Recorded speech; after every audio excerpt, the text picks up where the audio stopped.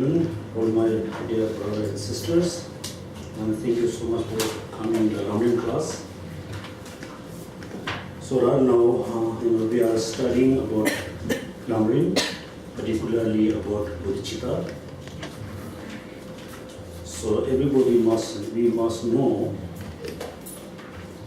the people, all the people who believe in religion, doesn't matter Jewish, Christian, Muslim, Hindu, Buddhist, any other religion belief, everybody has a faith. Faith towards God, Bhagavan, Allah, Buddha, or somebody has a very strong faith towards spirit, energy.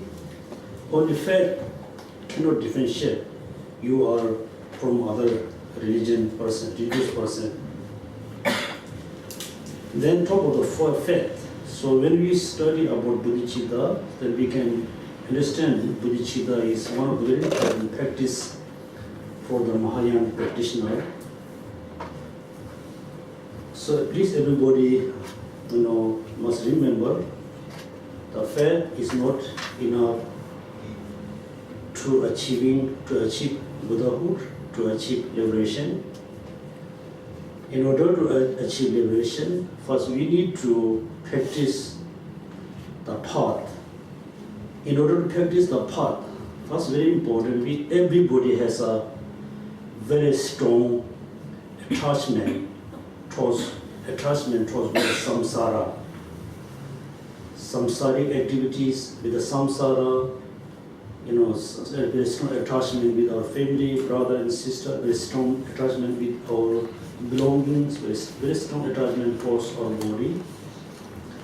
So in order to reduce all this attachment, first we need to generate renunciation. Without renunciation, we cannot reduce the attachment and desire towards samsara. So the first, when you cultivate renunciation, you are, different from the other religious person.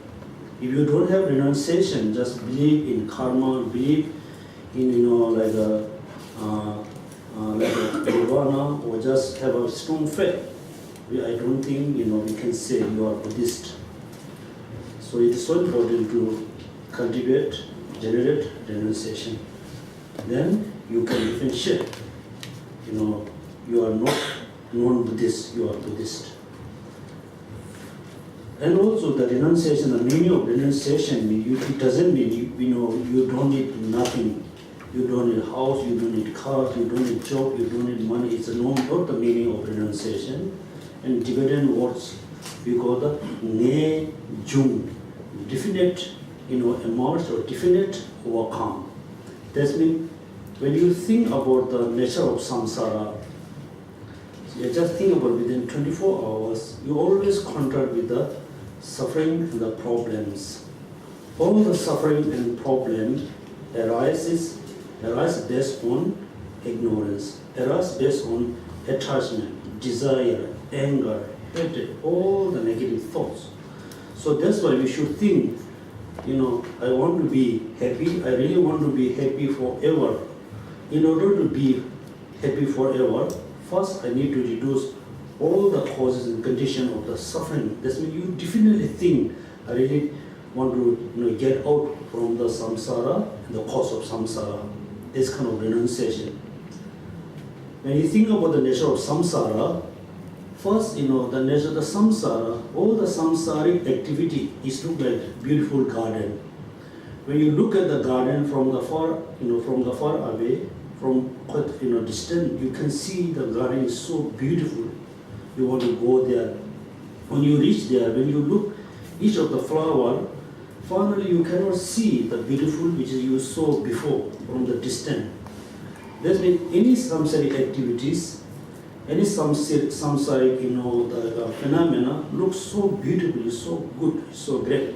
When you do some kind of study, some kind of analysis, you can see there's no really essence. For example, when we have a very strong desire to eat particular food, like a pizza or like a noodle, like Tibetan likes momo, When you think it's so beautiful, it's so delicious, when the food come on the plate, you just think, where's the tasty, where's the, the nice food are. When you look at closely, there's nothing. There's nothing you can really have a strong attachment and desire. So first you must generate renunciation. Second, even though you have a renunciation, you cultivate pure renunciation. If you don't generate, if you don't have the wisdom which is realize emptiness, then even though you have a renunciation, you have a very strong desire to achieve liberation or Buddhahood. So you don't have a wisdom which is realize emptiness. Then there's no any the perfect methods or perfect meaning to cut the root of the samsara, root of the suffering. So second, you must cultivate, you must know the emptiness. So here look at the meaning of emptiness at the sentence number 9, paragraph number 9. Although you turn in the renunciation and the mind of the bodhicitta, right? Your mind is completely turned, you are really turned in the renunciation. You have renunciation, although your mind is completely turned of bodhicitta. You have the bodhicitta. Without the wisdom, which realize the ultimate reality, you cannot cut the root of the second existence. Therefore, strive to understand dependent arising. It is so important, huh? Because look at, although you turn in renunciation, you have a sense of renunciation, you really want to get out from the samsara, and you really wish to achieve Buddhahood, to benefit all sentient beings, then you have a bodhicitta. Without wisdom, which realizes the ultimate reality, which is emptiness, you cannot cut the root of the second existence. So you must realize ultimate reality. You must know the emptiness. So there are so many, texts you can learn about emptiness. Most of the texts are so big, so huge for you. So the best one, you can learn emptiness through the Heart Sudara. The Heart Sudara is a very simple text. Then also he is explaining very detailed. Look at here. He said, you realize the ultimate reality. Therefore, strive to understand dependent arising. So dependent arising, the ultimate reality is kind of two side. One coin has a two side. So emptiness and dependent arising is so important. When you say dependent arising means things arise through causes and conditions. Things arise depend on something. When you think, things are arising through dependent, that means the opposite is the, independent. Nothing, arises, independently. Nothing exists independently, that means everything is empty of independent phenomena. That means dependent arising, ultimate reality, emptiness are kind of synonymous. One coin has a two sides. So sometimes Lama Tsongkhapa says you must try to understand emptiness. Sometimes he said you try to understand dependent arising. So how we can understand the emptiness? That means when you try to understand emptiness, then you have a problem to understand the conventional phenomena. When you try to understand the conventional phenomena, then you have a problem to understand emptiness. The true is never be distinct. It never be, he's a little bit.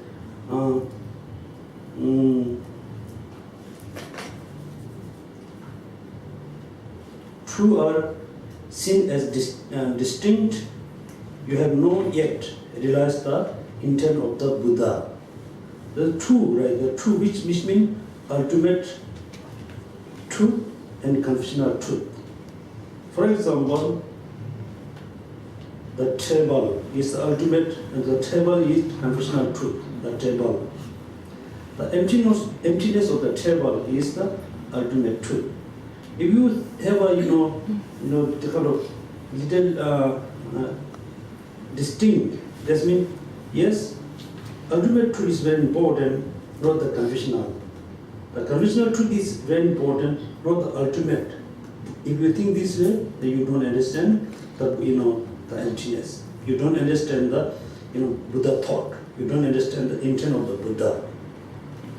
So, for example, when you look at any phenomena, when you just look at, when you hear a sound, when you see any phenomena, you just think everything, I can see based on, dependent on something.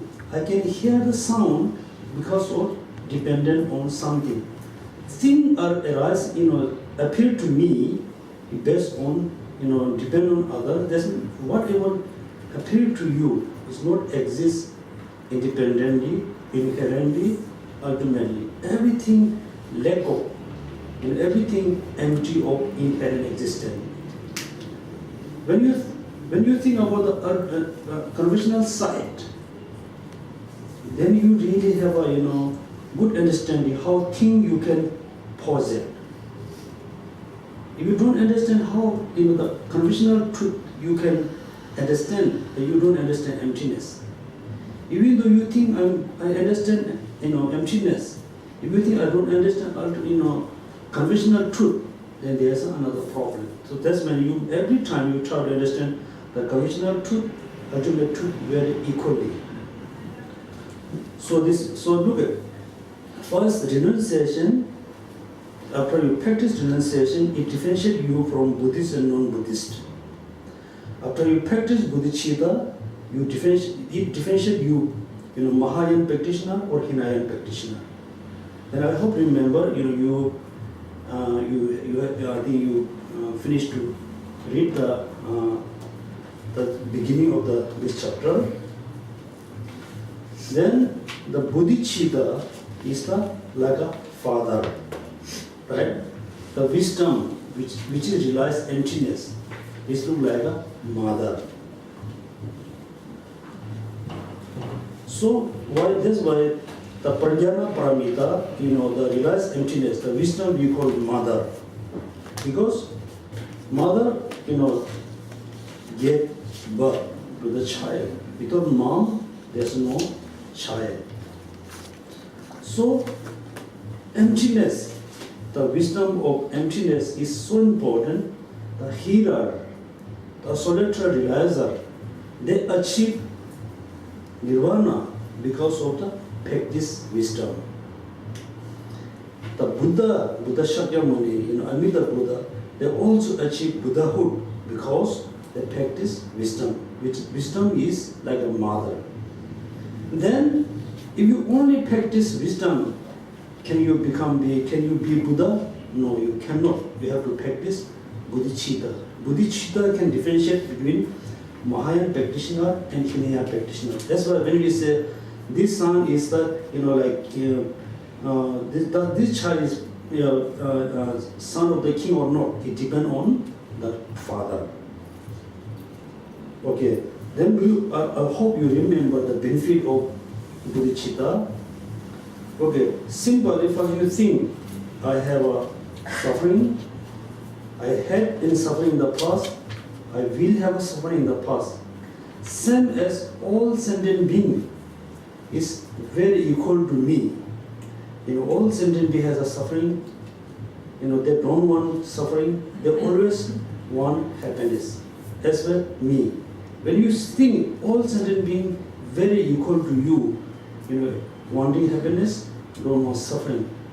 Then you think now, okay, I'm a human being. I am very fortunate because I have a time to learn Dharma. I have a good opportunity to learn Mahayana, teaching. I have a very good, opportunity to study Lamrim, Dharma. Now that means you have eyes to see the truth. You have eyes to find the path to achieve liberation, to achieve Buddhahood. The rest of the sentient beings, just imagine right now, how many people in Singapore?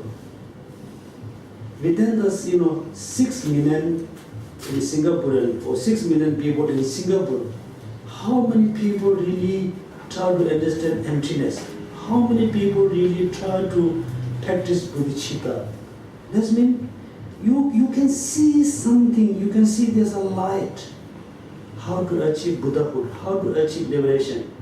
You have a light to understand emptiness. That means you are very fortunate. That means if you think only yourself, then it is not really fair because all sentient beings has a suffering. That means when you have this kind of opportunity, then you should think, why not? I should do for benefit for others. Then how you can how you can give benefit to other? How you can give a benefit all sentient beings? Right now you don't have any ability. You have a thought, you have a motivation, but you don't have a ability. You don't have a power to help all sentient beings. There's only way when you become a Buddha, then you will have all the powers to help all sentient beings. So that means in order to become a Buddha, the bodhicitta is the very important key. So I must practice bodhicitta. You think this way. Then why not? Why I need to practice bodhicitta? Why I need to become a Buddha? Why not is enough to be just arhat? Why it is not just enough for me to achieve liberation? No, even though if you achieve liberation for yourself, even though you haven't achieved your own complete happiness, so you haven't achieved your own complete goal. So in order to achieve your complete goal, you have to practice bodhicitta. In order to benefit all sentient beings, you have to practice bodhicitta. Then you think that if I practice bodhicitta, what kind of benefit I can have? Yes, if I practice bodhicitta, at this moment I can have lot of my mind is full of compassion, full of love. Then there's no enemy around me. All sentient beings, all human beings become your dear one, close friends. Then you have a loss, there's no worry to gain and loss. You don't have a sense of worry, sense of fear. Then second benefit, if I practice bodhicitta, then slowly the sense of what do you call thinking only yourself. Thinking only yourself also going to reduce. Right? Most of the problem we face, why we have all the problems? Because we always thinking me. If you think it only for you, always thinking about you always face problem. After practice bodhicitta, all the sense of I is going to reduce. Then finally, you're going to achieve Buddhahood. So you must remember, the page number 15. There are 3 headings showing that developing and the spirit of enlightenment is the only entrance to Mahayana. That means the bodhicitta is the only entrance to the Mahayana. It depends on you. It's up to you. You want to practice Mahayana path or you want to practice Hinayana path. If you really want to practice the Mahayana path, then the bodhicitta is the only intense to Mahayana. Doesn't matter, Vajra Mahayana or Suttara Mahayana. So bodhicitta is the only intense. You must practice bodhicitta. Then second question, okay, I really want to practice bodhicitta. I really want to develop bodhicitta. How? Then, how to develop, the bodhicitta? Then, after I develop bodhicitta, how to practice, not learn, how to practice the bodhisattva practices. After developing the bodhicitta. That means bodhicitta is the only intent of the Mahayana. Doesn't matter Vajra Mahayana, Suttara Mahayana. Second, how I can develop bodhicitta. After I develop bodhicitta, how I can practice all the practice of bodhisattvas. Then, look at, so in the last Sunday we finished, meaning of the bodhicitta is the only intent of Mahayana. Then, I hope you remember in the page number 17, I think first, second, the third paragraph. Therefore, it is not sufficient that the teaching be Mahayana teaching. Right? Therefore, it is not sufficient that the teaching be Mahayana teaching. It is crucial that the person be Mahayana practitioner. For example, this Lamrim is the Mahayana teaching. It is not special for us. Yes, teaching is the Mahayana teaching, but you have to be Mahayana practitioner. Right? It's so important advice by Tsongkhapa. Also, furthermore, functioning as a Mahayana practitioner depends, solely on realizing the bodhicitta. You are Mahayana practitioner or not is only depend on, generating bodhicitta. Hence, if you have only an intellectual understanding of, bodhicitta, then you are likewise have only an intellectual, understanding of what is meant to be Mahayana practitioner.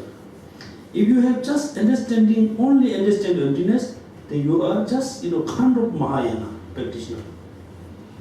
So, it is not just enough to know the bodhicitta. Here I will say for you, many, master says, when you study bodhicitta, for you very easy to understand. When you try to, cultivate, when you try to generate bodhicitta, it's very difficult for you. When you try to understand emptiness, for you very difficult to understand emptiness. When you try to realize, it's lot easier to understand emptiness than the generating bodhicitta. So you should not think generating bodhicitta is very easy. Realizing emptiness is difficult. It's opposite. It's total opposite. For example, you just sit here. If you generate bodhicitta or great compassion, you can generate. Next second, if you meet very terrible person, make you angry, you very terribly, suddenly, the great compassion disappear, the bodhicitta disappear, right? So emptiness is not like this. When somebody introduces you emptiness, you don't understand what does mean. You just sit very quietly. If you try to realize emptiness, very easy to understand emptiness. Realize emptiness. Once you realize emptiness, then there's no danger. The minds which is realize emptiness going to disappear, going to decline. So make sure, look at. Therefore, it is not sufficient that the teaching of Mahayana teaching. It is crucial that the person be Mahayana practitioner. Then also say it is not sufficient that the teacher be Mahayana teacher. It is so crucial that you be Mahayana practitioner. Many people are very happy because my teacher is so famous. My teacher is Buddha. My teacher is Manjushri. Many people are just happy with the teacher. No, it's very good. Your teacher is Mahayana practitioner. Your teacher is Buddha. Your teacher is all over the Shara, Manjushri. But you have to be, like a Manjushri. You have to be like a, all over the Shara. So this is very important advice. Then there are so many, benefit of bodhicitta. Everybody must know the benefit of bodhicitta and try to practice bodhicitta. At the beginning, if you generate bodhicitta every day, let's say 6 times a day. Most of you do the 6 session Guru Yoga, right? When you recite the 6 session Guru Yoga verses, so first, taking a revision bodhicitta. If you every day, really seriously, try to generate bodhicitta, definitely within 1 year, you can't be like Bodhisattva. Because we haven't got, really progress in practice of bodhicitta, because we try today, we never try tomorrow. We tried yesterday, we didn't try, today. So we have to practice the bodhicitta continuously. It looks like you're making a fire.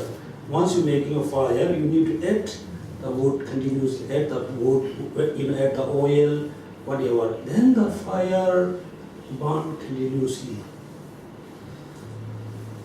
Because what I'm saying is, most of you, everybody, we are really interested in religion, we are really interested in Buddhism, we are very interested in Mahayana Buddhism.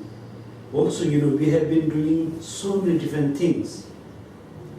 Since you, interest into Mahayana Buddhism or Buddhism, we have been doing so many things. If you just look at within you, since you, interested in Buddhism or interested in Mahayana Buddhism, interested in the teaching, since you just think my ego, is become weaker or become more stronger, my attachment become weaker and lesser or minimized, or is become more stronger, you all multiply. Also think also your ignorance become more, united, is become more stronger, or become less. If you found, my anger, there's no any changes. Attachment, there are no changes. It's become more stronger. That means the practice of your dharma, study of your dharma, is is not going along the way, right? Not going in the right directions. If you compare, last year and today, this year, if you feel, yes, my anger, attachment is become more lesser, more easy to control, I have a more compassion, I have a more love towards everybody, for me, not, easy to get anger, not easy to get attachment, that means your practice of Lamrim, your practice of Dharma is going in the right direction. So, that's why, whatever you learn, you must put into practice, try to reduce all the negative thoughts, try to increase all the positive thoughts, try to increase the compassion, love, tolerance, try to increase the wisdom.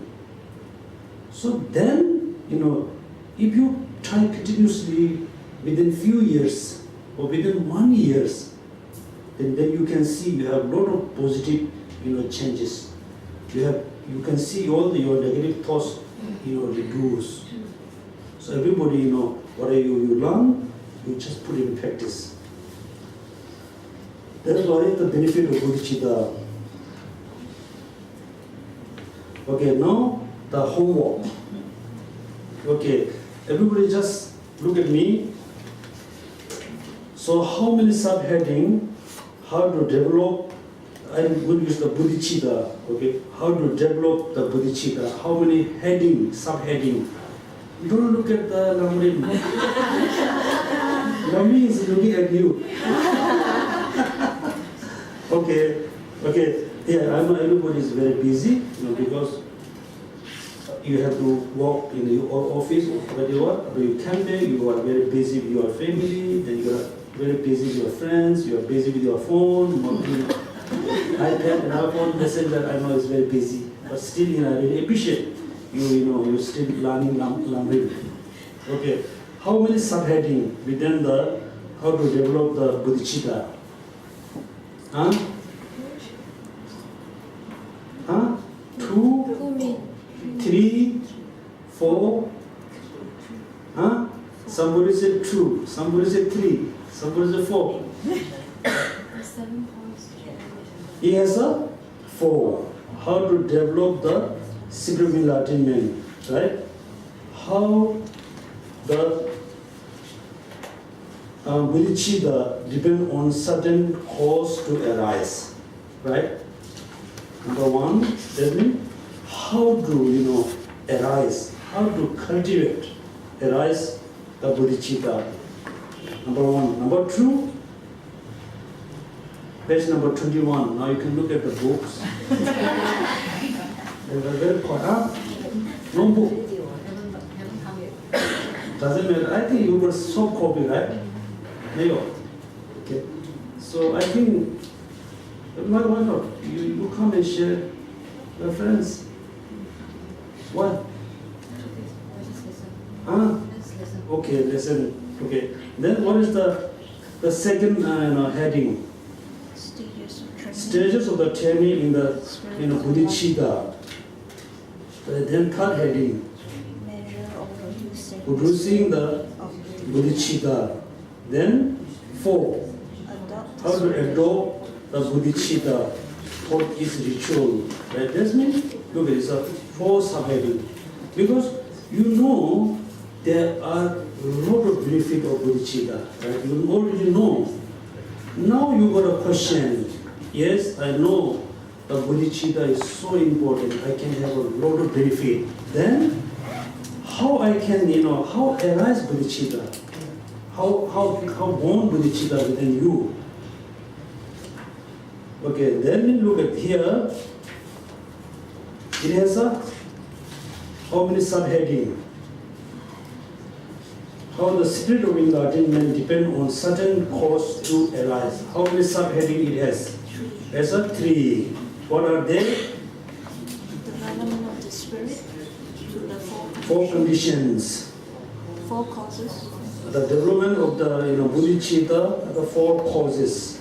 Then 4 strengths. Okay, 4 condition, 4 causes, 4 strengths, right? Strengths. Yeah. Condition, causes, and strengths. Okay, without looking at Lamrim, can you tell roughly? Roughly. Okay, no problem. Everybody look at and tell me 4 of them. 4 of them, huh? Because now I'm going to India. Tomorrow I'm leaving to India. It's very exception. Next time, no exception. Everybody must know the number 1, number 2, number 3, number 4. Okay, number 1, roughly.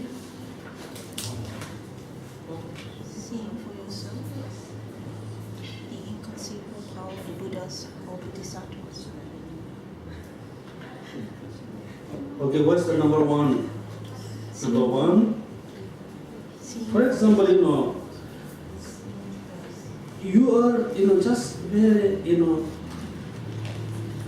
just you don't know anything about bodhicitta. You don't know anything about bodhicitta. When you see something, certainly, bodhicitta arises within your mind. Right? It's look like, what is this? You develop the spirit of enlightenment by seeing of yourself an inconceivable power to Buddha or Bodhisattva, or by hearing about them from the reliable person, and then think this enlightenment message which they avoid or which they pursue is very powerful. Right? What does it mean? What does it mean? Huh? Okay, you read in English words and just make a summarize. Make a summarize. Make a summarize. Which part, Geshe La? Huh? Which part? Which part? Page number 22. Yeah. Which part Okay. you want us to read? Heading number 1. Has a 3. yeah, Subheading. 4 condition. 4 conditions. Right? What are the 4 conditions? I ask you to do the homework, right? Okay. Let me 4 conditions. Then 4 causes. 4 strengths.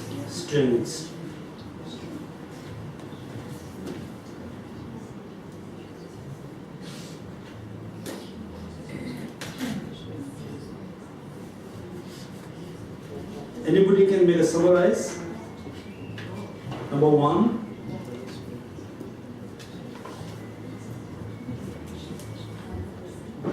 For example, let's say, okay, for example, someone is totally new person, so the person went to Dharamsala.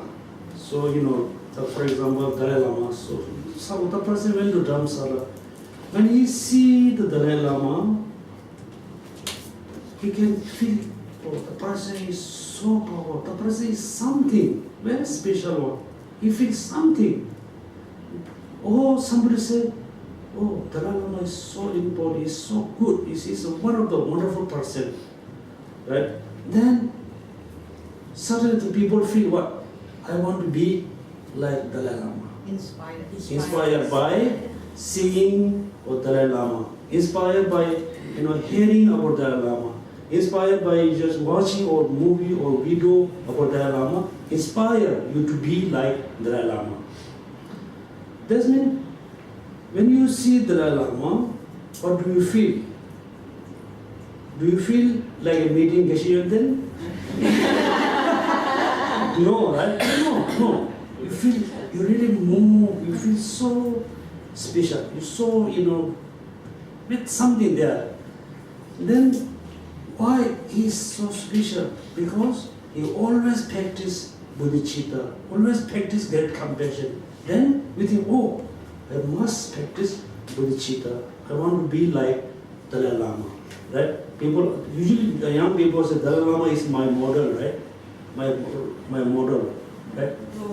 Role model, right? That means when you see someone is very special because they practice bodhicitta, suddenly you feel, I want to practice bodhicitta. This is the, number 1. Number 2, although you may not have seen or heard of such as power in this way, you can develop the spirit by listening to the scriptural collection, which taking an unsuppressed enlightenment as a point of the devotion and then spring of the supreme wisdom of the Buddha. Or you haven't seen anybody has a power. Like you haven't seen the Lama, you don't know anything about the Lama.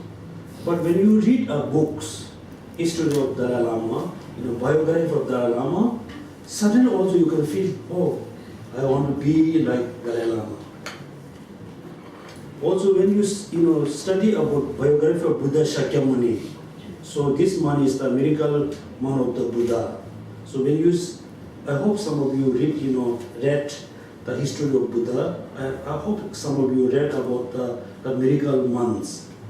So he was so powerful, even though he just looked like just simple sangha, wearing the sangha robe, just simple monk.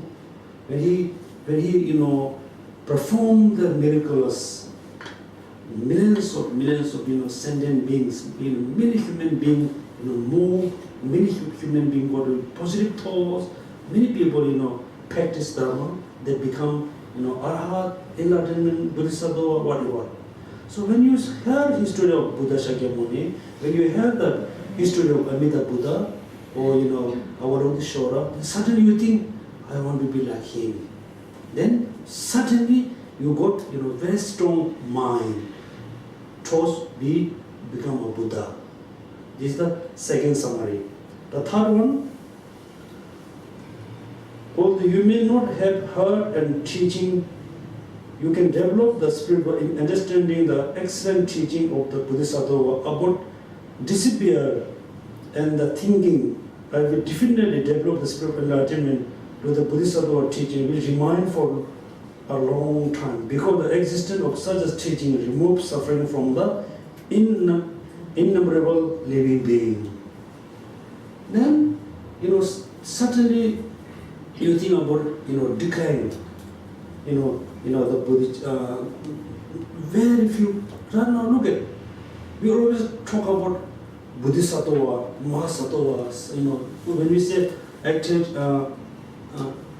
in the same motion you can see Buddhas, Bodhisattvas, right? It has a S. Right now, you just think how many Bodhisattvas in Singapore. We say, oh yeah, there are so many Bodhisattvas we cannot recognize. We can say very easily.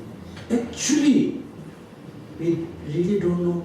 Maybe there's no any Bodhisattvas. It's within the 6 million. There may be 1 or 2 Bodhisattvas within the 7 billion people. Maybe not. It's so rare.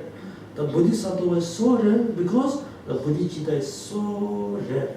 It's not very rare. It's more rare than anything else. Now you can see, among the 7 billion people, there are only 2 Bodhisattvas. It's very rare. Why not? General Bodhicitta. I can be Bodhisattva. Then there are 3 Bodhisattvas. There are 4 Bodhisattvas. There are 10 Bodhisattvas. The one day all TBC people become Bodhisattva. Why not? Yes. Just think this way. Then, if there are so many Bodhisattvas, it can get a lot of benefit in society, in the world. Then, the Bodhisattva, through the teaching of Bodhisattva, it can remove all the suffering. Then suddenly you think, yes, I want to, develop Bodhicitta. You should not think, please, you should not think, I cannot. You never think, I cannot. Always think, I can. I can be, Bodhisattva. I can be Buddha. I can be, head of the Singapore. Why not? We should think this way. Just have a lot of positive thing. Should not have a negative thing. If you think, I can run, 100 kilometers, the minimum you can run 50 kilometers. If you think I can run only 50, then 20. If you think I cannot run, then you cannot walk. Okay? Always have a positive attitudes. Positive. This is the summary in the summary of the number 3. The number 4. Even though you didn't think about, you didn't hear the Bodhisattva, Bodhicitta is good, you didn't think any power of Bodhicitta. But although you have not seen the decline of the teaching, you think it is difficult to generate the spirit of enlightenment, even though Charvaka or Pratika Buddha in the terrible time in which there is a preponderance of the ignorance, shameless lack of embracement, jealousy, stillness, and that. Then you think, nowadays, look at it exactly. You just look around, you in Singapore. For me, it's maybe 100% wrong. My experience, 100% wrong. When you go in the market, you go in the supermarket, shop, and coffee shop, restaurant. They don't have a value of human being. They don't have any value. They have only value of money. They put only value of money, no value of human being. That's been, the time is so kind of, what we call, very terrible time. In the past, people said, you don't have money, doesn't matter, you come stay with us, I can give you food, I can give you clothes, I can give you shelter, you just stay with us. Nowadays, do you have money? Come with me. No money, don't come. If you have money, come with food. No money, no food. Then travel and shameless. Look at now. Everybody has a sense of shame. Shame with only the people you know. You feel shame when you know someone. Otherwise, you don't care, right? Don't care. So this is now is a very terrible time. Then think, at this moment, it's so difficult to generate the mind, the spirit of enlightenment of the even the Charvaka or Pratika Buddha. That means in this moment, it's so difficult to generate the mind towards achieving liberation. Buddha is so far. It's still so rare. There is so rare that must, cultivate bodhicitta. This is a summary of the, heading number 4. So also someday you think, I'm only one person. How I can get benefit many sentient beings? How I can give many bit for many people? You think I'm alone, right? Many people I'm alone. I cannot, help myself. How I can help many people, many sentient beings? The best example, think about Dalai Lama. When he left from Tibet, he carried only one, the Thanga of Dalai Lama. Only one Thanga of Dalai Lama.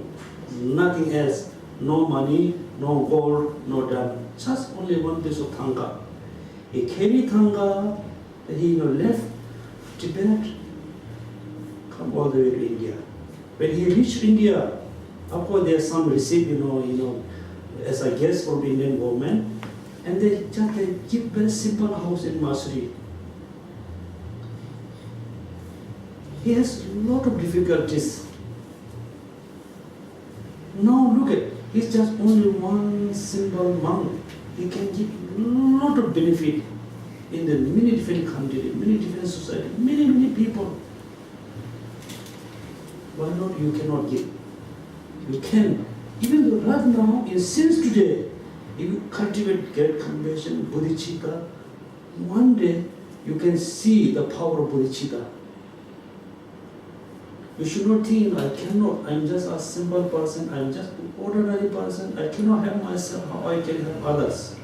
Then think about Dalai Lama. He was just simple monk. When he left Tibet, he had only one Thanga of Dalai Lama. There's nothing else.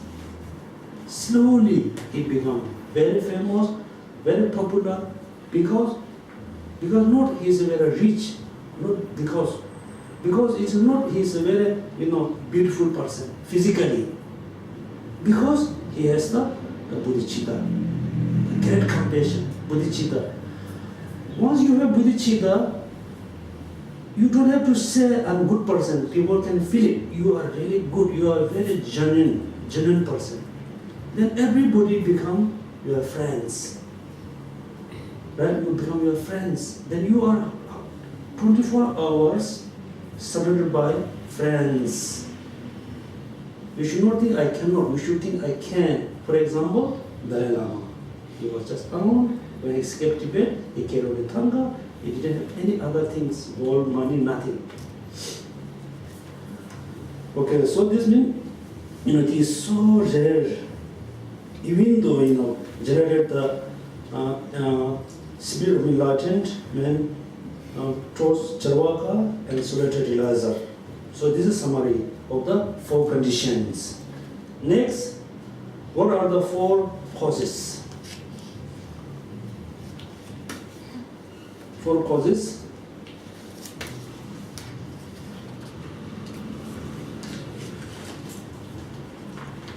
4 causes. Is continuously 4, then? Perfectly. Yeah, 4 conditions. It said that this inspire you to attain the great enlightenment. So desire to attain enlightenment arise. The way is which this happen are as follows. It's very similar. The 4 conditions and the 4 causes are very similar. That means For example, you wish to generate bodhicitta, that means bodhicitta arise. Arise within your mind. But we just name a bodhicitta, but it's not the complete one, not the complete one. So when you read, page number 23 and 24, then you won't understand what does mean bodhicitta. Okay, so it is 4 o'clock, so we going to have a tea break what time? 50 minutes. For the 15 minutes. The next, 4 condition and 4 strengths, right? Strengths. What are the 4 strengths or 4 power? Strength of yourself, the strength of yourself, strength of others, strength of the cause, and the strength of application. Mm-hmm.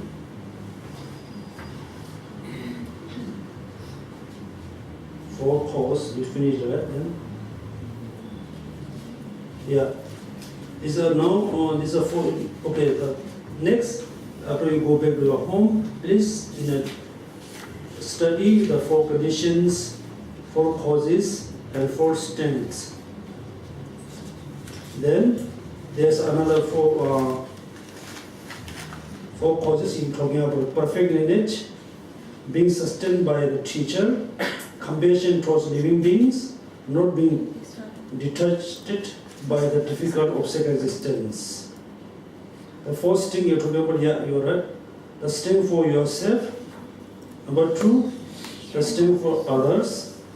Then, the strength of the cause developed the spirit by having been familiar with the Mahayana. Then, 4th one, application. What does mean strength of yourself? What does mean? What does mean? For example, let's say there are in the classroom there are many students. Some student study, always study. Nobody have to say you must study. You study yourself. It's so important. And nobody push you. You do it yourself. That means for some person generated bodhicitta, not saying by someone. They know it is so important that they always develop bodhicitta by themselves. The second one, through others, strength of the others. That means the teacher introduced this bodhicitta.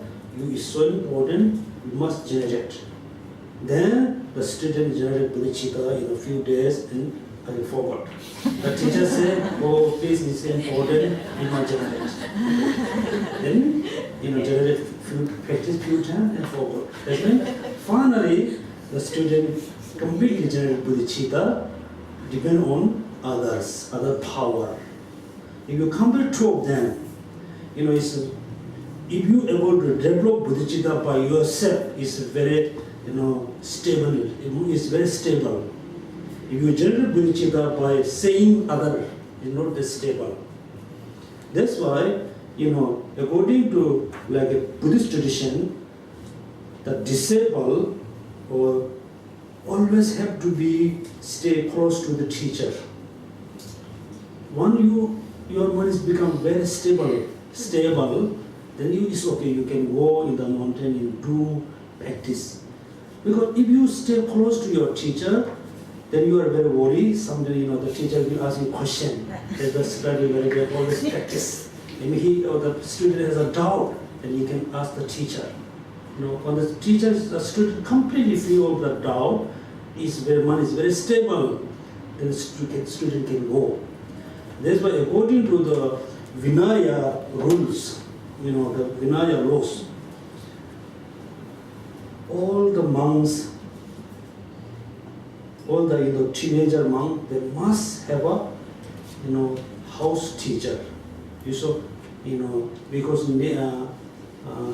kind of home teacher or the house teacher. When they are so young, they always must ask the teacher, except if they need to go to toilet, they need to ask. It's exception. Otherwise, For example, before they offer something, ask teacher, teacher is okay, must offer the things. The teacher says yes, you must offer. And the student. In the evening, ask teacher, is the time to collect all the frame. The teacher says yes, except, I'm going to toilet and you will ask. That's why each time, if you follow the teacher, if the teacher is perfect one, each time you can get benefit. Then you are become more stable. That's why it's so important to, rely on teacher. If you could, you must, do by yourself all the practices. If you cannot, you must rely on the teachers, the other. Next one, other.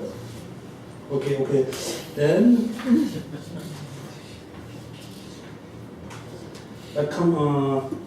stand for others. Then stand of the cause, develop the spirit. So we will explain two of them. Here I'll tell you a very short story.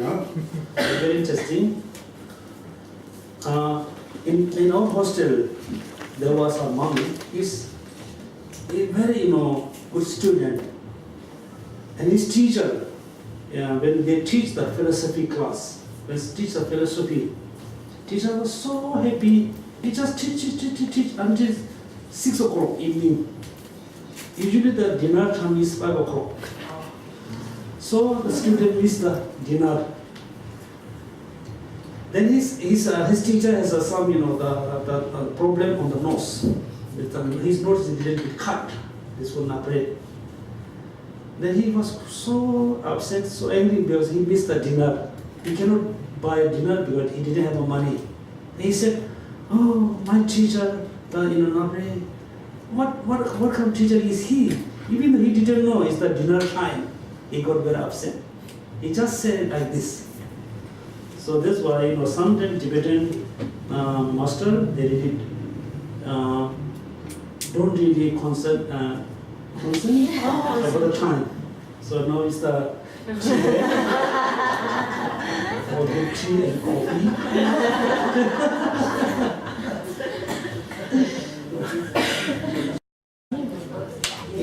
Brothers and sisters, Geshe will resume the sessions. Geshe, please. Okay, so we just talk about the 4 powers. Power number 1, strength of yourself. Power number 2, strength of others. Power number 3, strength of the cause. The 4th is strength of application. Among the 4, now you can see furthermore Asanga Bodhisattva level, Bodhisattva Bhumi says that after you depend on 4 causes and 4 conditions, you generate a firm spirit of the enlightenment. If you develop, it's from your own strength or from the strength of cause. It is not firm if you are developed, it's from the other strength or from the strength of the application. Among the 4, the best you just develop, generate bodhicitta by yourself.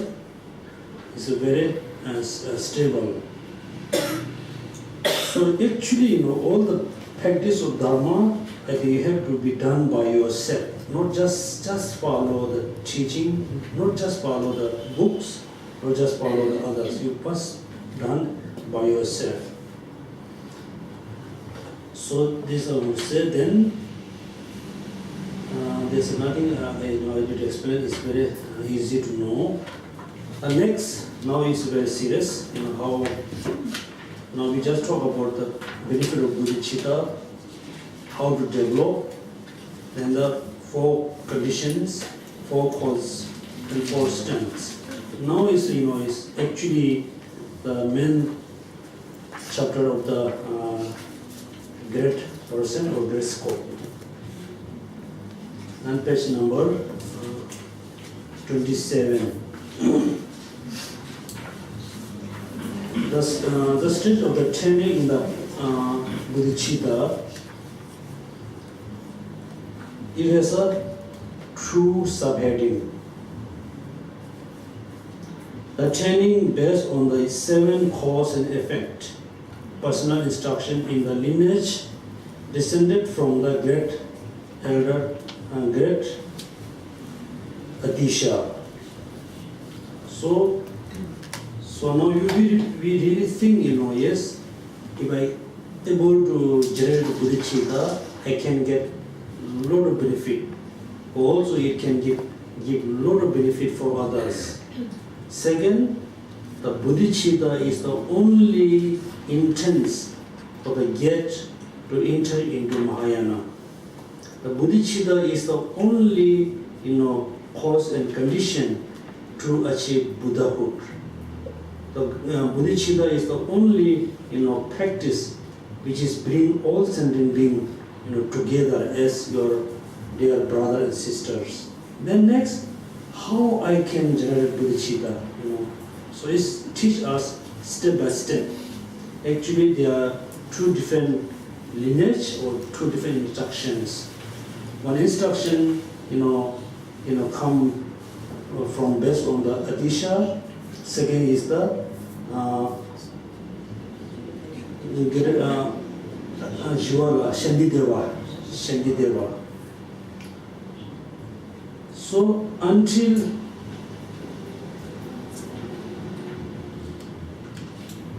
Tsongkhapa, the two lineage, practice separately. Some people just only follow the lineage of the Adisha. Some only, follow the, instruction of the Shandideva. So most of you know the story of Adisha.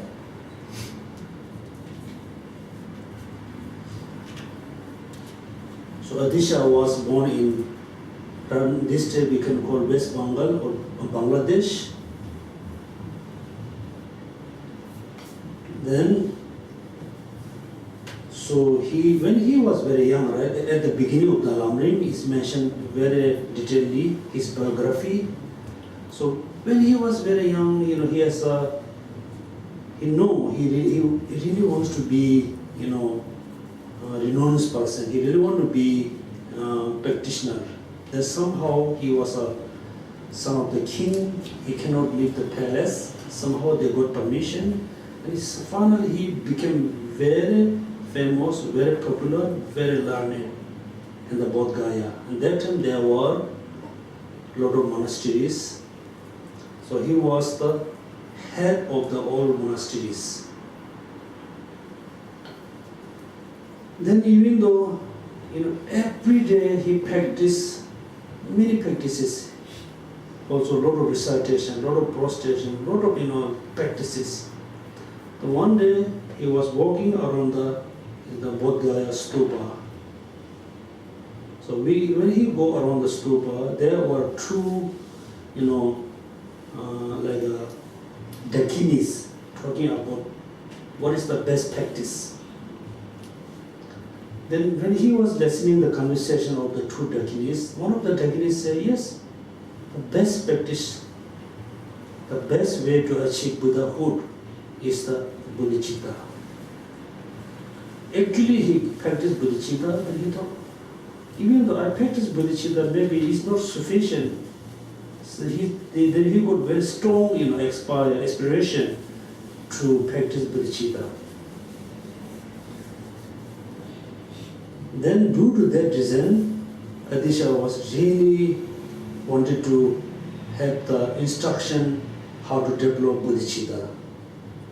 That time, the Lama Selingba from Indonesia, he was one of the very, practitioner of bodhicitta. So he really wanted to receive all the instruction, all the lineage from Lama Selingba. That's why he traveled by, ship to Indonesia for, 12 months. So finally he reached to the shore of the Indonesia, but he didn't go directly to see Lama Selingba. He was waiting there, 1 week.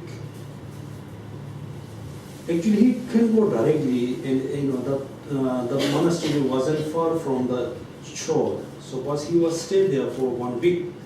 Then he wasn't sure, he was checking, he was testing the master to make sure he can rely on the master or not. That's why he was in question everywhere. Where is the Lama Selimba? How he's a look like he's a very pure practitioner or not.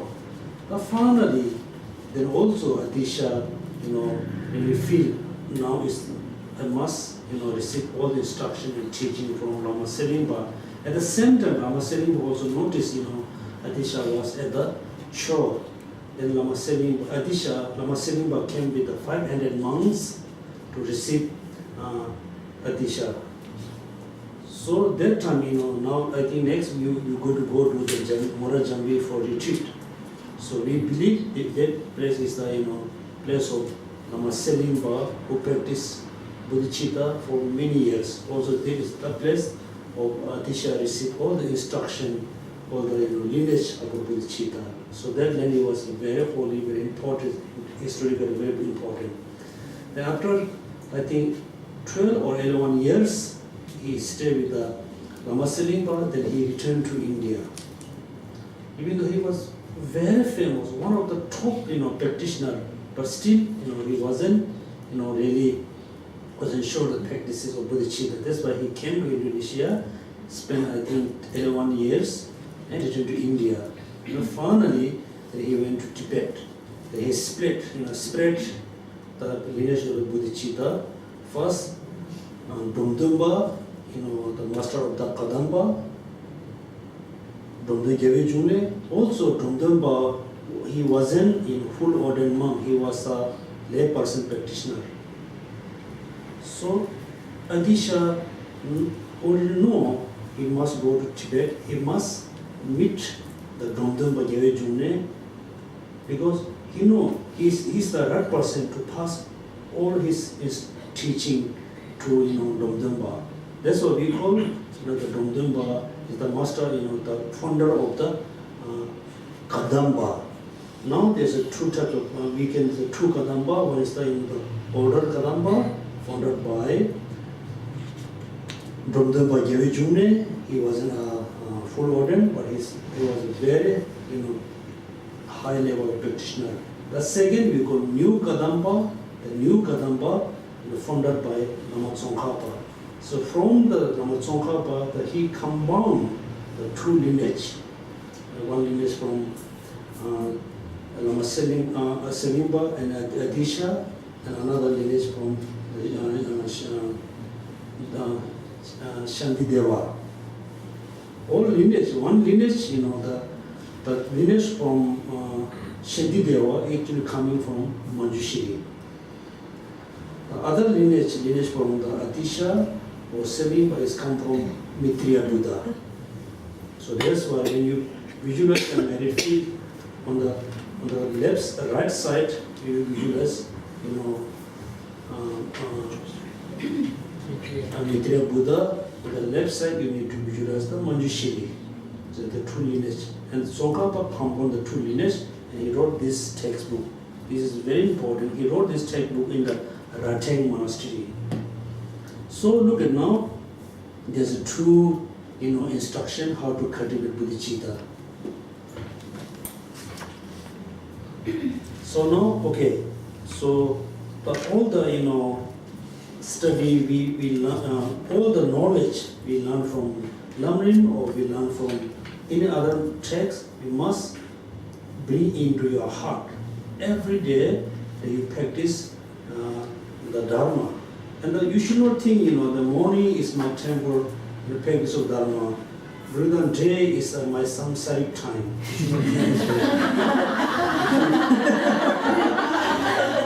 You should think, 24 hours is my Dharma, my time for Dharma practice. Yeah, that's why. I met a lady. She mentioned, morning from here to here, my practice time, and I go for my work. It's not like, okay, the Dharma, practice of Dharma is like your breath. You 24 hours, you breathe the breath. When you no breath, you death. Right? So Dharma always with you. But do you remember Dharmas look like CC camera? Right? CC camera. The CC camera always watching you. Except I think in the bathroom or whatever. Right, in the office, everywhere they put CC camera, in the railway station, in the bus station, CC camera. Then watching you. That's when you should think, all the Buddhas and Bodhisattvas, all the teaching is just watching me, make sure I'm doing the right way. So the Dharma is always carrying with you for 24 hours. Then suddenly you feel loneliness. You just change the mentality. No, I should not think I am alone on the planet. You're not, right? You're not. You just look around. There are many people around you. Even though there are so many other sentient beings around you, there are so many Buddhas and Bodhisattvas around you. You should not think I'm alone in the world. It's very, kind of misunderstanding. Loneliness, just change the mentality. You should think I'm surrounded by 7 billion human beings. There is countless sentient beings around me. I'm not alone. I'm part of them. They are my friend. Then suddenly change the mentality. Then when you get very strong desire about something, like say very excessive desire, then just change the mentality. Use the the essence of the practice. Then change the mentality, bring happiness within you. When you have an argument, I said usually we say argument, or we can say when you have a discussion, the discussion become more stronger. It's like there is an argument. When you have an argument, you should think I'm discussing with someone. We have this problem, I have this problem, I'm discussing with someone. You should not get angry. When you think, yes, my anger is arising now, it's becoming quite stronger, you should think, no, I must reduce the anger. Just suddenly just cultivate compassion towards the person, reduce the anger. Then when you feel depression, when you have a little depression, then you always have a negative thoughts. Somebody give you advice, even though you thought he's giving me the wrong instruction, wrong advice. If somebody say you do this way, also you always take negative side. And such must change this mentality. That means wherever you go, wherever you stay, this means you always be happy, very peaceful, very calm. Because there's no any destructive mind within you, because you're able to reduce them. That means the Dharma, practice of Dharma with you must be 24 hours. Like put that very powerful chip in your mind. Chip, then you always record whatever you do. So that means 24 hours you must practice the bodhicitta, practice the Dharma. So that's why Adisha pass is the instruction to Domdumba, and all the way to Domdumba, then the Kagyupa, then all the way to Tsongkhapa, from the Shandideva and the Asanga, all the way to Tsongkhapa. So this text is very important. By Tsongkhapa, compound the true lineage. Okay, next, look at the 7 cause and effect. The timing based on the teaching on the concord child Shandideva. So this is a Geshe Jivala. Because we call it a child, Concord's child, Shandideva. You remember? The person doesn't matter male and female, doesn't matter the person is young or old. If they direct bodhicitta, the person becomes child of Concords, child of Buddha. Okay, that's why Shandideva, because he completely generated bodhicitta. That's why people name him, son of the Buddha, child of the Conquerors. Now look at the 7 cause and effect. There's a 2 different ways you can say the 7 cause and effect. We today have a Yunde, cause and effect. Cause and effect. Manga, instruction. 7 cause and effect of instruction of bodhicitta. Instruction of bodhicitta, cause and effect. The spirit of enlightenment from which perfect Buddhahood arises, the spirit arises from the whole-hearted resolve. There's a 4 cause and conditions.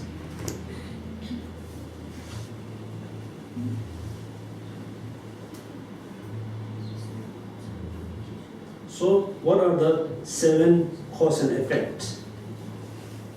Can you count according to the text?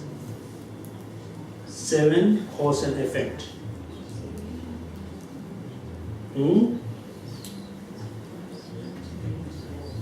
Number one, recognize, right? Yes. Recognizing all being as your mother.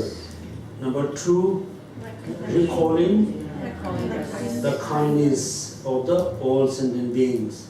Then number 3, repair your mother kindness. Number 4, love. Then number 5, compassion. Number 6, resolve. It does mean altruism, right? Use the popular. And then number 7, bodhicitta. So this teach us how to develop bodhicitta step by step. Step by step. The most important one, first you must recognize all sentient beings as your mother. Why you put the mother? Why not as your sister and brother and father? Because look at except the sentient being who born from the moisture and egg. Maybe we don't know. Even though egg. Even though the chicken, after they come out from egg, the little chicken is very much depend on mother. Mother, from the food, feed the chicken. The little baby become more stronger. That means they also very much depend on mom. Do you know the mountain goats and mountain sheep? It's very interesting, So I don't think you have seen. In my region, in Ladakh and Zanskar, we have a lot of mountain goats and sheep. The mountain sheep look like a male. The mountain goat is the female. They just came together or meet together only 1 month in the first month of Tibetan calendar. First month they meeting together. Then after 1 month they live totally separately. Then the little mountain goats 100% depend on the mother. The mountain sheep never take care the baby. That means even though think about the animal society or animal very much depend on mother. Now we think about as a human being. Mother carry the baby for how many months? 9. 9 months and 10 days. Right? Am I right? 9 months and 10 days. It's not easy, Every day the stomach becomes bigger and bigger, more heavier and heavier. The mother, despite all the the heaviness, the suffering and problem, always take care of the child. Even though mother is sick, mother is very busy. Mother is physically, lot of problem. When the mother doesn't care, always care about the child.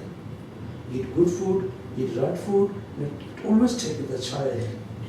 After during the giving birth, not easy, lot of suffering, lot of painful. Then after they born, very small baby just says crying like "Nya." We really don't know. The father don't know what the baby need, how take care, right? just fathers are just watching.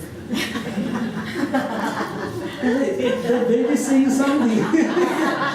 The mother is not saying something. They need something. What need? Milk, food. Only mother can give milk. Father cannot. Father doesn't give milk. Yeah, look at. Let's just piece of meat.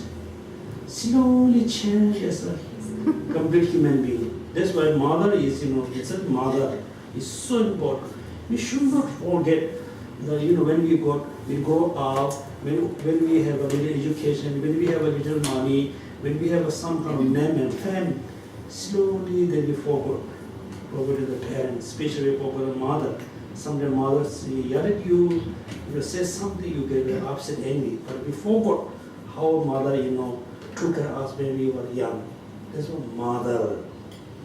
We Tibetan, when we get up in the morning, we just pray, say, all mother sentient being, be happy, cause of the happiness, separate from suffering, cause of the suffering. We say all mother sentient beings. So when any Tibetan, when they do the prayer, they always use the all mother sentient being. So mother is so important. Okay, that's why recognize all sentient beings as your mother. This life, the mother is, we consider, right? We think, we must think, in this life, my mother is so important for me. That's been in the previous life. We had a mother. Even though when we were in the previous life, we were a cow. Even though we had a mother. Previous life, we are the cat. We have a mother. The mother took care of us. If you think this way, then all sentient beings, even though you consider, you think this person is my enemy, this life, actually the person used to be your mom in the previous life. So the person also very kind to you. You just think all sentient beings as your mom. You must recognize. There's a lot of reasoning, a lot of logic. The people who don't accept in the previous life, the people who reject to accept previous life, they don't have good or reasoning or good logic. Somebody say, oh, there's no previous life. Because I think so. And they cannot prove there's no previous life. So the people, like a Buddhist, we believe in the previous life, we can prove there's a previous life. No, in generally, there are so many people that remember the previous life. Do you know one of the very obvious proof in Europe? There was I think child, when they grow up, when they able to speak, he mentioned the person name, somebody killed me, because one person missing for 5 or 6 years. The police were searching, they didn't find. When the baby, the child grow up, when they speak, they said, the person, Mr. something killed me. The boys, the police bring the boys, that he said, he killed me here. They show the place. Also the boys say, he killed me here, then he buried the hammer in the ground. The police, dig the land, they found the weapon, like the hammer. Finally, the person had to go to jail. It's very, obvious evidence. There's a previous life. Then another, look at. When we were very child, very young, even though you can see, the twins were very similar, like a baby. Certain object the baby really likes. Certain object the baby doesn't like. Sometimes you can see someone, the baby just smell, be so happy. Sometimes someone seems very scared, doesn't like. Why the baby has this kind of feeling? Also, when you just test and do research, or you just walk around in the MRT or supermarket, you just test on it. Sometimes you can see the person, you feel so happy, you feel very closeness. Even though you don't know anything about the person, sometimes you can see someone look, dressed beautifully, look so nice, so beautiful. Suddenly in your mind, you doesn't like. You don't like the person. The person dressed very nicely, looks beautiful, physically very attractive, but you don't like. You have a sense of hatred. Why? That means there's some connection with that person and this person. So we are not just enough to say there's a previous life. We need to think, how there's a previous life, how you can prove. So that's why if you think this way, that means everybody has you have a connection with everybody, all sentient beings. That means you must recognize all sentient beings as your mother. If you think, if you have a thought, oh, the person is my enemy, the person I really hate, since today you really need to forget. You should think, I don't have enemy. I don't have a person I really hate the person. You cultivate, great compassion. Recognize mothers. The number 2, recalling their kindness. When you recognize, all sentient beings as your mother, you no need to think about how, they are important. Recalling their kindness.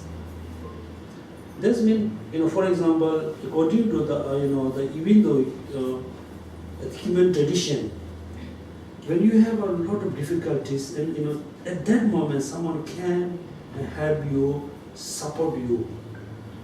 Then, after a few years, even after 10 years, you always remember the person, right? Who support you, help you, who protect from the suffering. You just always remember them.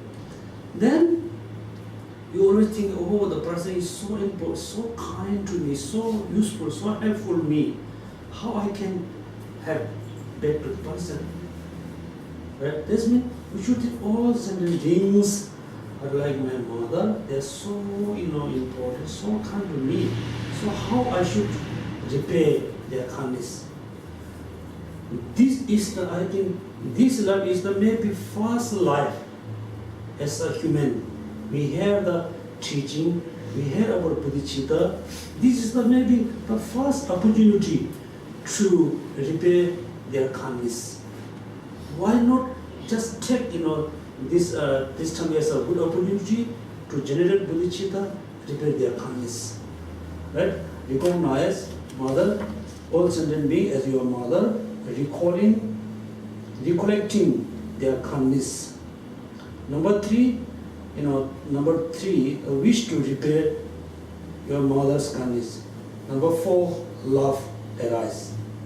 That means if you really think all sentient beings are very kind to you, certainly you have a sense of love towards everybody.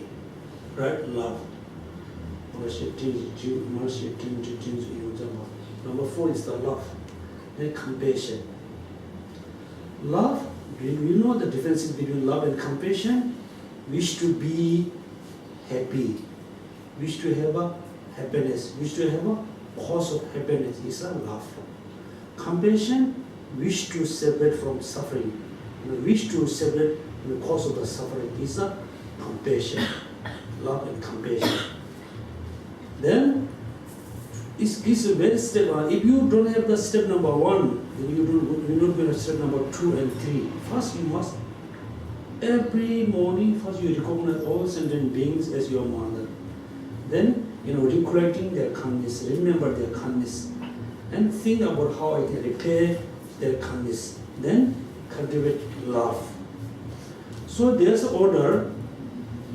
You cannot directly, cultivate, generate love towards the person you really don't like, the person you really hate.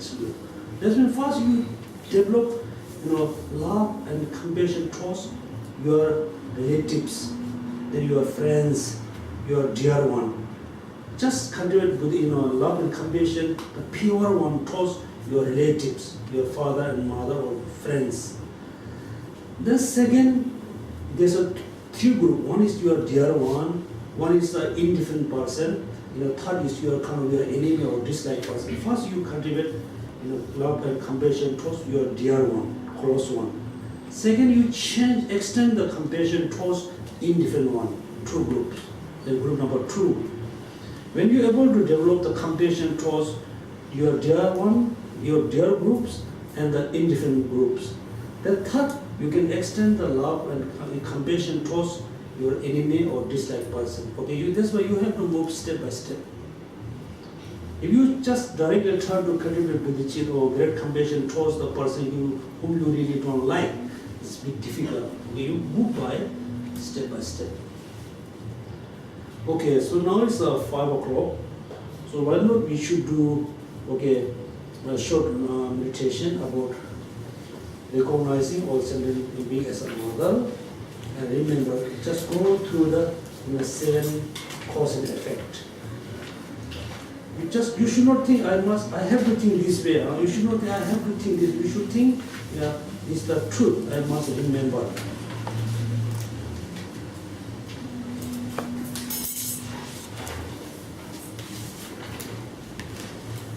Then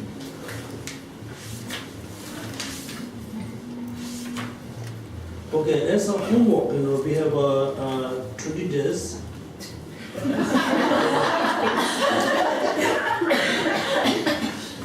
20 days.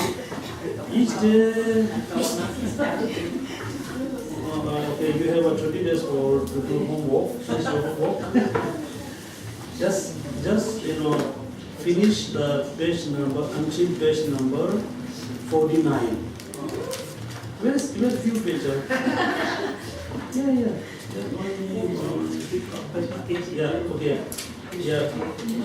Try to finish until page number 49.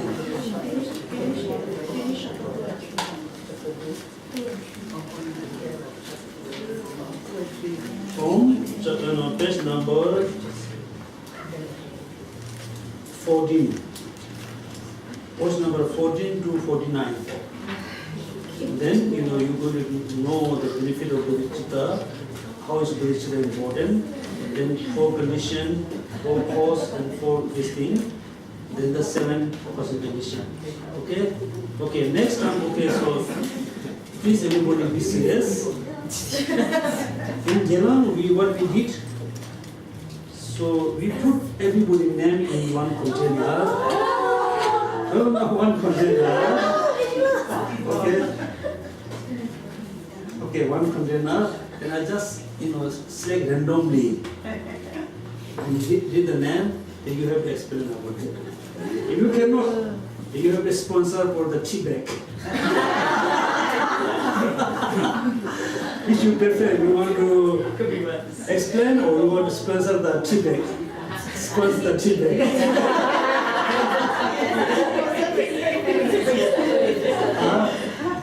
Okay, anyway, so this something difficult, so somebody, because we have a sense of what we call embarrass.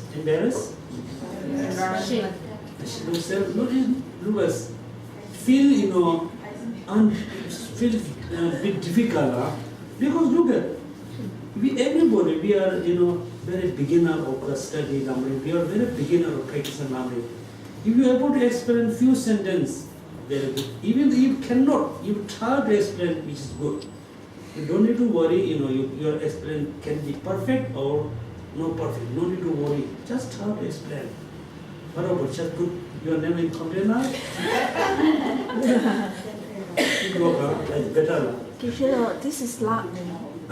You can draw the same person's name again and again. No. Who already finished, we put another container.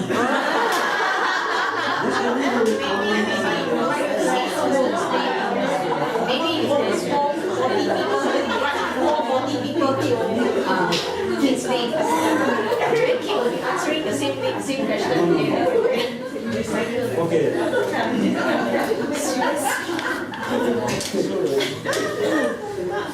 If you do this, I think we don't have a lot of tea breaks.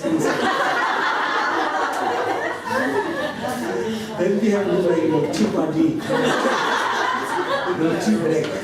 Okay, anyway, so everybody, read page by page, try to understand the meaning, and try to remember the meaning. So then, when I come back, I think that we can move to the next chapter. Okay, so why don't we do the, short meditation about the 7 cause and condition.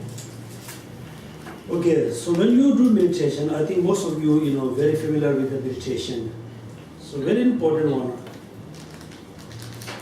You should not sit like this, huh? You feel sleepy, you feel laziness. You have to be, your upper body rest up. Then, because when you do meditation, you do like this, okay? Because it support the upper body, rest up, support. Then you can just hold your knee, give support. Just rest up your upper body, as well as also rest up your neck. Be, very alert. Rest up your upper body, also rest up your neck, like this way. Then another important, when you do meditation, okay, certainly you got some, painful in your eyes ball, because when you do meditation, your eyes ball also have to be very relaxed. You just looking like this, huh? You look at everybody. Just look at here without moving your eyes. How many minutes you can watch? You can look at. Just try.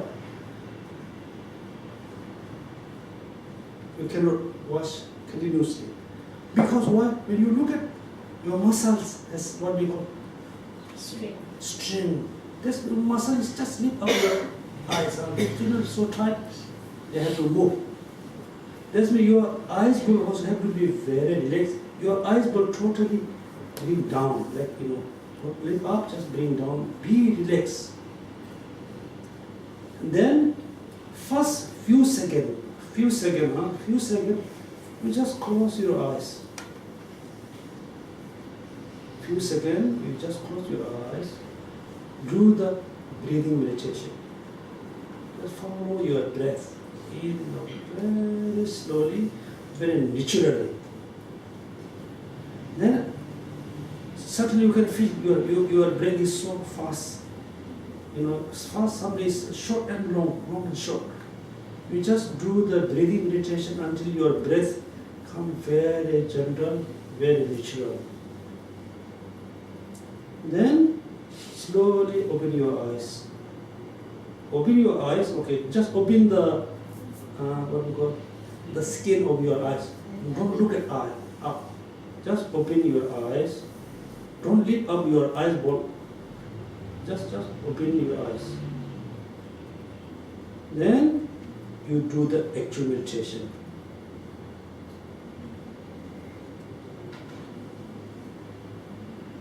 Then now after your mind become very calm and very relaxed. That's why also your physical body also physically very relaxed, mentally relaxed.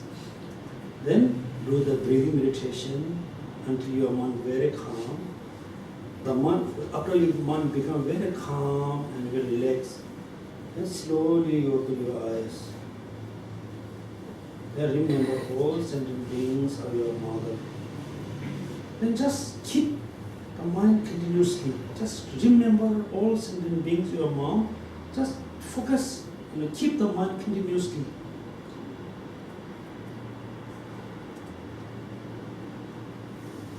Then you just move step by step until the bodhicitta.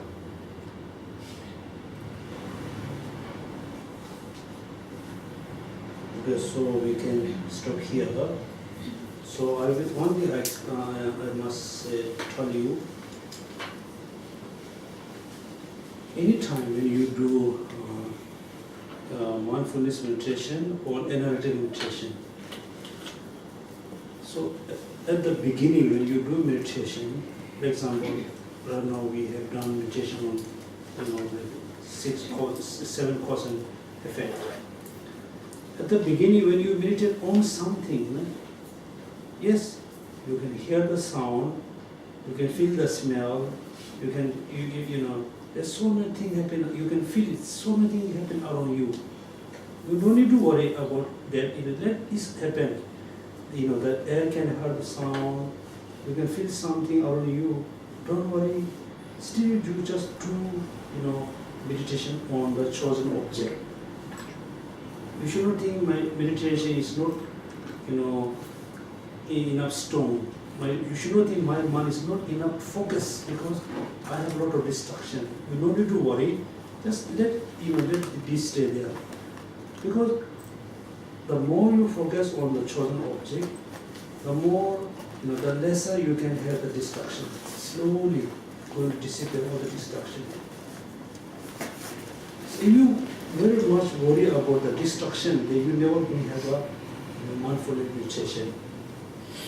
So at the beginning, as a beginner, until you have mindfulness, very focused mind, you should not change the the object of meditation. You should not change. You must do continuously mindfulness meditation on the one object. For example, on your breath. So you should not think it's going in, it's going out. You should not count the number. Your mind just follow the breath in and out, in and out, in and out. If you do continuously within 1 month, you're really going to feel, yes, my mind is now very, focused. Then what you need to do, first few days, let's say first 1 week, every morning, every afternoon, or every evening, or even though when you travel in the bus, when you travel in MRT, when you walk on the street, just focus on your breathing in and out. Just feel the sensation around only around the nose, the mouth. First few weeks. Then slowly, then the air is, the breath go in all the way to your stomach. Second week or after a few days or few months, then you need to feel the air is going from here to until the throat. Just feel the air in between here. Then slowly you just feel the sensation in the air from nose all the way to your belly button. Just focus on the breathing in, go all the way to belly, come out from here to out. If you are able to focus this way, then your breath become very soft and very slow. You not breathe it. Become very slow and very slow. You're breathing very slowly, very gentle. This means now you have a quite good focus. Just focus on one chosen object. You should not change the object every day. If you change, today you focus on like Buddha statue or Buddha image, or tomorrow you focus on the breathing, next you focus on another one, and you never ever going to have a mindfulness meditation. Just focus on one chosen object until you have a mindfulness. That's why His Holiness Dalai Lama said many times, every my practice, every our practice cannot have a progress. One thing is obstacle, which is we don't have a mindfulness. We don't have a complete mindfulness meditation. This is the big obstacle. When you have a complete focused mindfulness, then everything starts very easily. You can cultivate bodhicitta, you can cultivate renunciation, you can control your anger, attachment, desire. But first, everybody focus on one chosen object for a few months. If you try every day, because we don't have a time, because there's no impossible to do like a retreat for 6 months. In the future, if you have time, you just do only the mindfulness meditation for 6 months. Morning, evening, every day for 20 hours you do the mindfulness meditation. Then definitely within 6 months you can achieve the samatha meditation. Then vipassana is very easy. Just do. That means we don't have a 6 months to do to retreat. Then why not you just focus on your breathing in and out for while you're eating, While you're walking in our tree, while you go everywhere, just focus on your breathing. Or always be very alert. You know what's going around you. If you are very alert, that means your mind is quite mindful. That means you are able to control your mind. Just focus on a chosen object and do mindfulness meditation for continuously few months, morning, afternoon, evening, before go bed. Just do continuously. So within few months, within 1 year, definitely you can have a quite good mindfulness meditation. Okay, so we do the dedication prayers.